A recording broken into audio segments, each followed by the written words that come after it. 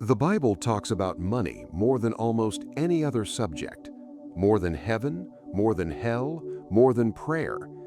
Jesus himself spoke about finances in nearly half of his parables. Half. And yet, somehow, most Christians leave church every Sunday with almost zero practical financial wisdom from the Word of God. How is that possible? How can a book that is absolutely filled with financial principles, wealth strategies, and economic wisdom produce generation after generation of believers who struggle financially and never once connect that struggle to what they were never taught? Today, that changes, because I am going to show you 7 Bible verses about money that most churches never teach, not because these verses are hidden, not because they are obscure, but because they are uncomfortable, they are demanding, and they require something most religious systems are not ready to ask of their congregations. They require you to think. Let's go.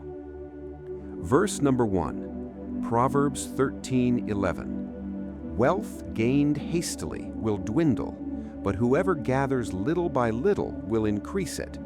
Simple, clean, devastating. Because the entire financial culture we live in is built on the opposite of this principle. Get rich quick, flip this, double that, overnight success, viral income, one lucky investment. And Christians fall for it just as hard as everyone else because nobody taught them this verse. Nobody stood at a pulpit and said, slow, consistent, patient wealth building is not just a financial strategy, it is a biblical command. Little by little, that phrase carries more wisdom than 1,000 get-rich-quick schemes. The person who saves $50 a month for 30 years, faithfully, quietly, without drama, will almost always end up wealthier than the person chasing the next big opportunity. Not because luck favors the patient, but because compound growth rewards consistency in a way that lottery thinking never will. Solomon knew this 3,000 years ago. It is still true today, and it is still being ignored. Verse number 2, Luke 14:28. Jesus is speaking, and he says something that nobody puts on a church banner. For which of you, desiring to build a tower, does not first sit down and count the cost, whether he has enough to complete it? Count the cost. Jesus is talking about discipleship in context, but the financial principle embedded in this statement is impossible to miss. Jesus assumes, without debate, without qualification, that responsible people count the cost before they build. They plan, they budget, they calculate. They sit down and look at the numbers honestly before they commit. And yet budgeting is almost never preached as a spiritual discipline. It's treated as a secular concept, something for accountants and financial advisors, not for people of faith. But here is Jesus, the Son of God, telling you that starting something without knowing whether you can finish it is foolishness, not just financially, spiritually. A budget is not a lack of faith. A budget is wisdom. It's you sitting down, counting the cost, and building from a place of clarity rather than chaos. If Jesus endorsed it, maybe it's time the church started teaching it. Verse number 3, Ecclesiastes 11:2. Invest in 7 ventures, yes, in 8. You do not know what disaster may come upon the land. Read that again slowly. Invest in 7 ventures, yes, in 8. This is diversification, written 3,000 years before modern portfolio theory, before hedge funds, before the concept of asset allocation existed in any textbook. Solomon, the man who built temples and traded with nations and accumulated wealth that modern economists still struggle to quantify, understood that you never put everything in one place because disaster can come. Markets shift, circumstances change, and the person who has spread their resources wisely is the one who survives and thrives when the unexpected arrives. This verse alone should be required reading for every Christian who has ever put all their financial hope in one job, one investment, one source of income, and then watched it collapse. God is not calling you to be reckless, but He is absolutely calling you to be strategic, to think ahead, to diversify, to plant in multiple fields so that when one has a bad season, the others carry you through. The church doesn't talk about this because it sounds too much like Wall Street, but Solomon talked about it because it is wisdom, and wisdom, wherever you find it, belongs to God. Verse number 5, Proverbs 22:3. The prudent see danger and take refuge, but the simple keep going and pay the penalty. The prudent see danger coming and they move. They build emergency funds. They get out of bad debt before it compounds. They notice the warning signs in an industry or a relationship or a financial structure, and they act before the disaster arrives. The simple, the ones who ignore the signals, who assume everything will work out, who never prepare because preparation feels like a lack of faith, they pay the penalty. And here's the uncomfortable truth about emergency funds. Most financial advisors recommend having 3 to 6 months of living expenses set aside, and most Christians don't have it, not because they can't build it, but because nobody ever told them it was a biblical responsibility. But it is. Joseph knew this. When God gave him the interpretation of Pharaoh's dream, 7 years of abundance followed by 7 years of famine, Joseph didn't say God will provide.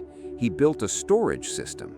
He collected grain during the good years. He prepared for the bad ones. And because of that preparation, he didn't just survive the famine, he saved nations.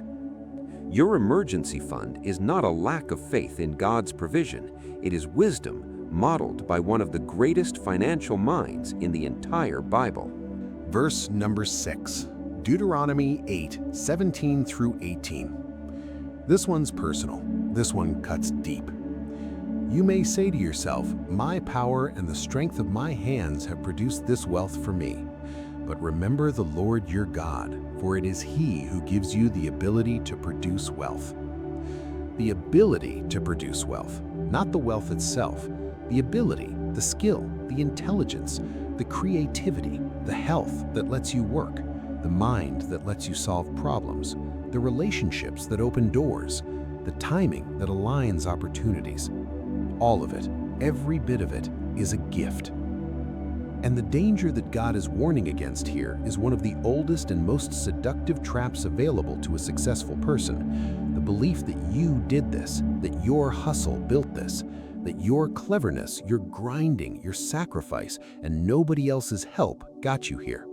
It is the trap of self-made pride, and it is deadly, not just spiritually, financially.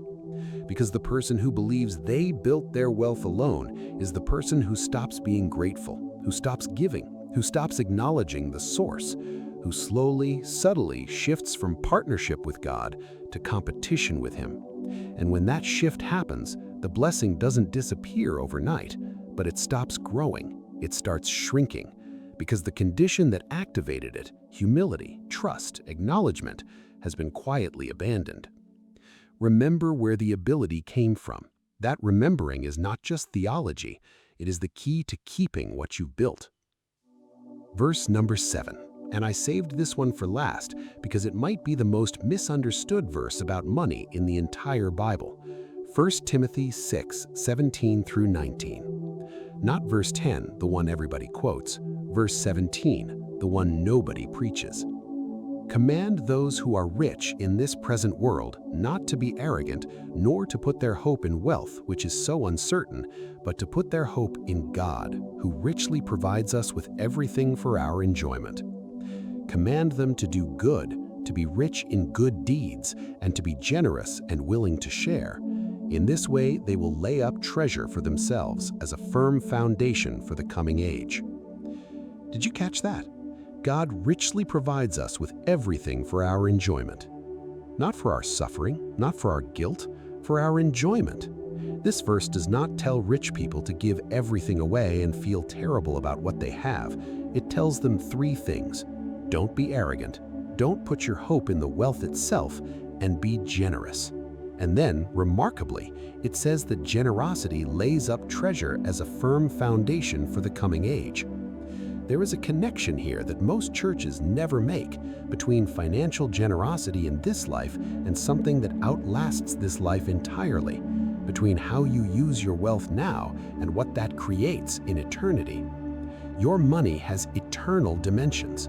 How you give, how you invest in others, how you use what God gave you to bless the people around you, all of it echoes beyond the balance sheet, beyond the retirement account, beyond anything a financial advisor can calculate. This is the ultimate biblical investment thesis. Not just build wealth that flows, wealth that blesses, wealth that reverberates through generations and into eternity. 7 verses, 7 principles, all of them in the Bible, all of them available to anyone who has ever held a copy of the Word of God, and most of them never taught from the front of a church. Not because the Bible hides them, but because financial wisdom requires something that religious comfort sometimes discourages. It requires honesty about where you are, about what you don't know, about the habits that are keeping you stuck, and the truths that could set you free. Today, you heard 7 of those truths. Gather little by little, count the cost before you build, diversify your investments, know your numbers, prepare for the hard seasons, remember who gave you the ability, and give generously, because generosity is the investment with the longest return horizon in existence. This is not a new gospel. This is the oldest one, the one written before the printing press, before the stock market, before every financial system that has ever existed. It was true then, it is true now, and it will still be true long after every bank and every market and every financial institution on earth has faded from memory. The Word of God does not expire, and neither does the blessing that comes from living it. Start today.